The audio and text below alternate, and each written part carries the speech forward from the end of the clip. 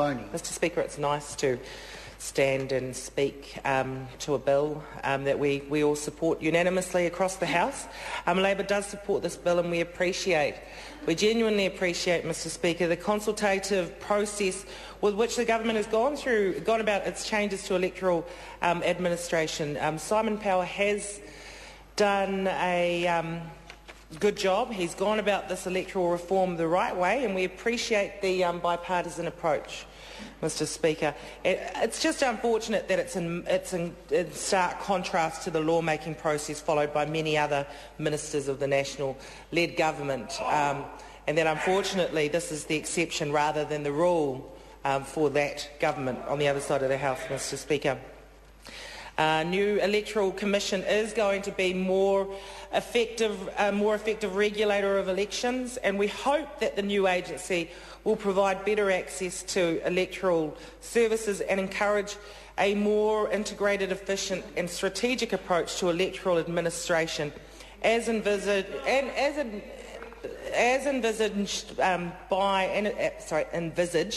by not only the government but unanimously across the House. I'm not sure what the member Sandra Gowdy was yelling about, but we'll just ignore that. Mr Speaker, I think it's really important to put it into perspective. So we do need to look at the background of what we had prior to what is being recommended or pushed forward with this particular piece of legislation that we're discussing today. So the formal electoral administration setup was administered by three separate bodies which had the following functions, and Lynn Pillay spoke a little bit about them, and I'd like to go into a little bit more detail. We had the chief, she spoke very well. We had the Chief Electoral Officer who conducted general elections, by-elections and referenda. We know all about by-elections in this House in this term. The Chief Electoral Officer also dealt with the division of the Ministry of Justice. In a general election year, the office employed returning officers for the 70 electorates. It received returns of donations and election expenses from parliamentary candidates and provided information to voters, candidates and parties relating to electoral events. So that was the Chief Electoral Officer. Next we had the Electoral Commission, and that's the previous Electoral Commission. It was an independent Crown entity, registered political parties and party logos. It also received donations protected from disclosure, registered parties' annual returns of donations and returns of election expenses, and it allocated election broadcasting time and funds to eligible political parties. The Commission also encouraged and conducted public education about electoral matters.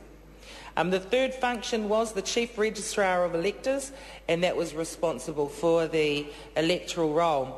Now what we have in the new Electoral Commission, basically the functions will be that it'll conduct elections, deal with donations to and the expenditure of political parties and candidates, inform the public about electoral matters, apportion broadcasting time and funding, register parties and logos, and maintain the electoral roll.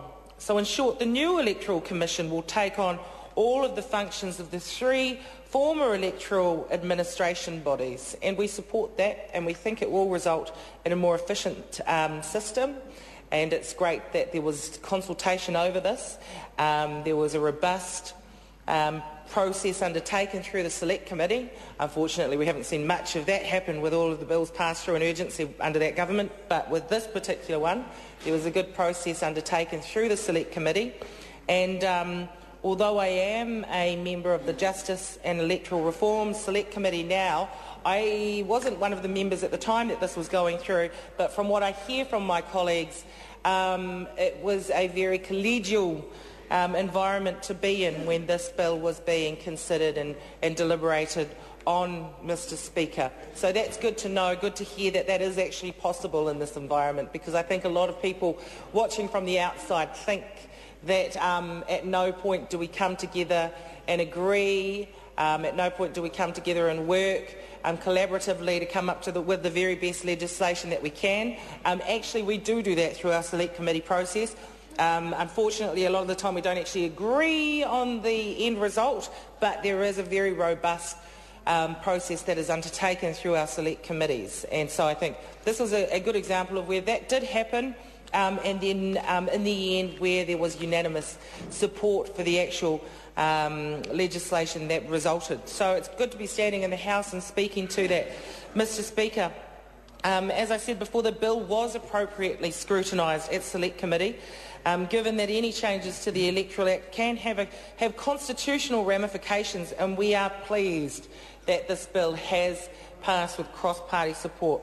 Labor has been supportive of the government's two-stage approach to reforming the administration agencies. It will ensure a smooth process of change, and we're supportive of that, and we're pleased with that. Mr Speaker, I think I may leave it at that and wait to hear.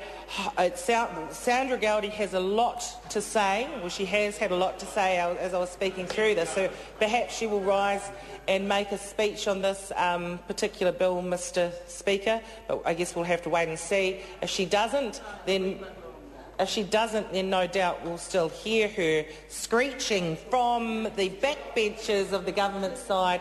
And actually, I've just remembered something, Mr Speaker, a few more details that I thought I might like to actually mention as well.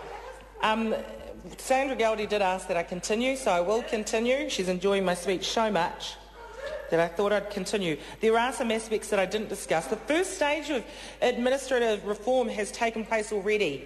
And a lot of people may not know that, but it has. The new Electoral Commission was established on the 1st of October, subsuming the old Electoral Commission and the Chief Electoral Officer.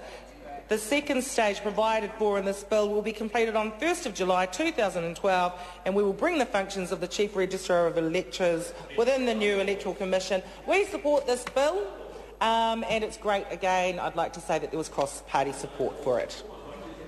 Paul Quinn. Thank you, Mr Speaker. It's a